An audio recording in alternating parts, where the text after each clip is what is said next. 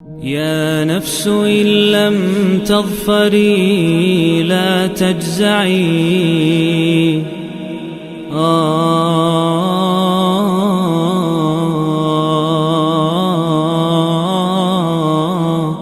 اعوذ باللہ من الشیطان الرجیم بسم اللہ الرحمن الرحیم۔ دوستو، آج ہم سورہ بقرہ کی آیت نمبر 17 اور 18 کا لفظی اور بامحاورہ ترجمہ اور تشریح کرنے کی سعادت حاصل کریں گے۔ تو آئیں شروع کرتے ہیں۔ مثلہم، مثل مثال سے، ہم کا مطلب دے یعنی وہ زیادہ، مثلہم ان کی مثال، کمثل الذی ایسی مثال ہے، دوبارہ کمثل ایسی مثال ہے، الذی دوستو مذکر واحد کے لیے آتا ہے، الذی استوقد، اوقدہ کا مطلب آگ کا جلانا ہوتا ہے دوستو۔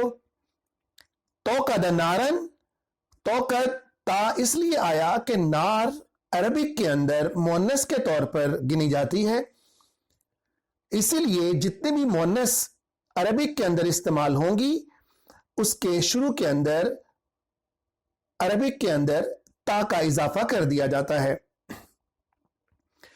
فلما، جب، فلما کا مطلب جب،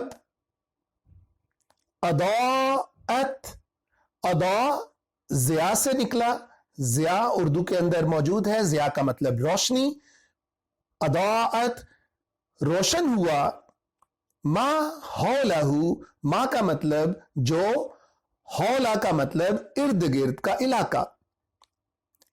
ہو دوستو یہاں پر مذکر واحد کے لیے استعمال ہوا، جب بھی ہو کسی لفظ کے این کے اوپر آ جاتا ہے، جیسے ہم کہتے ہیں اللہ، تو یہ مذکر واحد کے لیے ہوتا ہے۔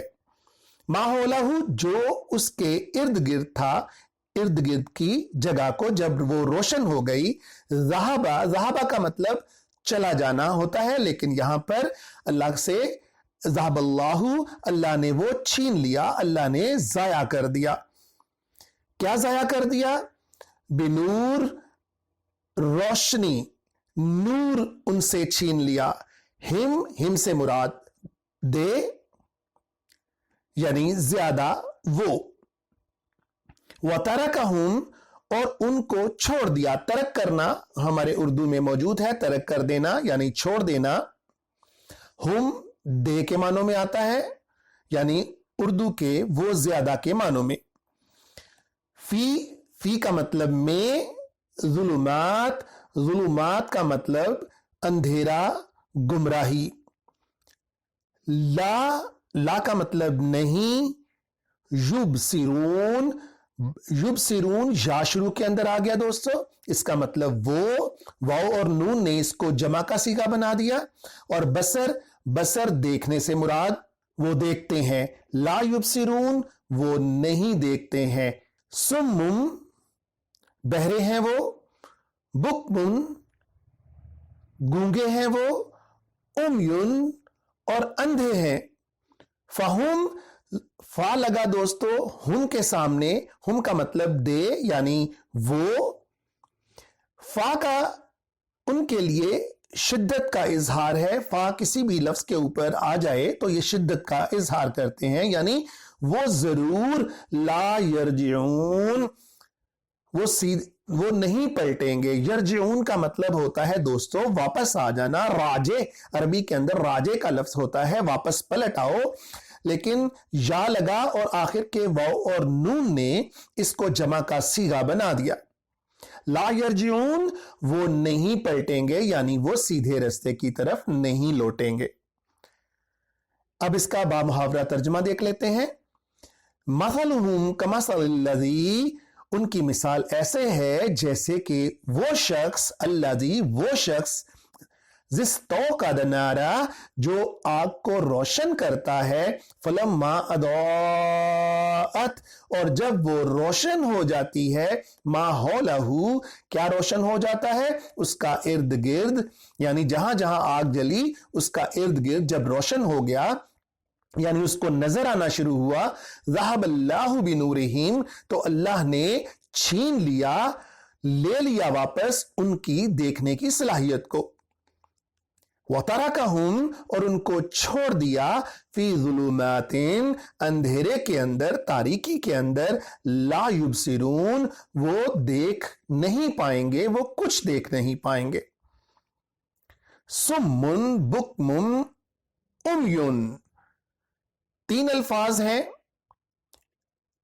वो बहरे हैं, वो गूंगे हैं, वो अंधे हैं।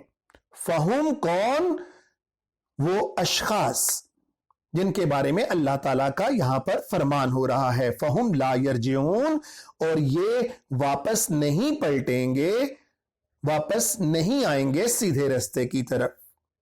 दोस्तों, बहुत अहम आयत, इंसान का देखने का जो मामला है वो तो सीधा सीधा, अगर हम कोई भी आग को रोशन करें, लाइट को रोशन करें, या दिन की रोशनी आ जाए, तो रोशनी के अंदर फोटोन पार्टिकल्स होते हैं, फोटोन के जर्रे होते हैं। वो जब हमारी आंख की पुतली या किसी भी जानदार की आंख की पुतली के साथ टकराते हैं तो वो उसको रोशन कर देते हैं, यानी उसको नजर आना शुरू हो जाता है। मगर यहां पर इन आयात के अंदर ये जो सारा अल्लाह ताला फरमा रहे हैं, ये असल में सिर्फ देखने का प्रोसेस नहीं है कि आग रोशन हुई और फिर जब वो रोशन हुई तो अल्लाह ताला ने वहां से उस रोशनी को छीन दिया और उनको अंधेरे में छोड़ दिया। ये सिर्फ ये मामला देखने का मामला नहीं है, असल में ये एक मिसाल है। क्या मिसाल है कि ये जो मुनाफिक लोग हैं, क्योंकि इसका सबब नज़ूल जो है दोस्तों, वो मुनाफिकत के बारे में है। वो मदीना के वो मुनाफिक हैं जो कि जब हजूर सल्लल्लाहु ताला अलैहि वसल्लम की कंपनी के अंदर आकर बैठते थे तो उनके दिल के अंदर, ऐसा तो हो ही नहीं सकता था कि कोई हजूर सल्लल्लाहु ताला अलैहि वसल्लम की कंपनी के अंदर बैठे और उसके दिल के अंदर ईमान की शमा रोशन ना हो। ये तो मुमकिन ही नहीं था ना। जब वो लोग आकर बैठते थे तो डेफिनेटली वो शम्मा ने तो जलना ही जलना था।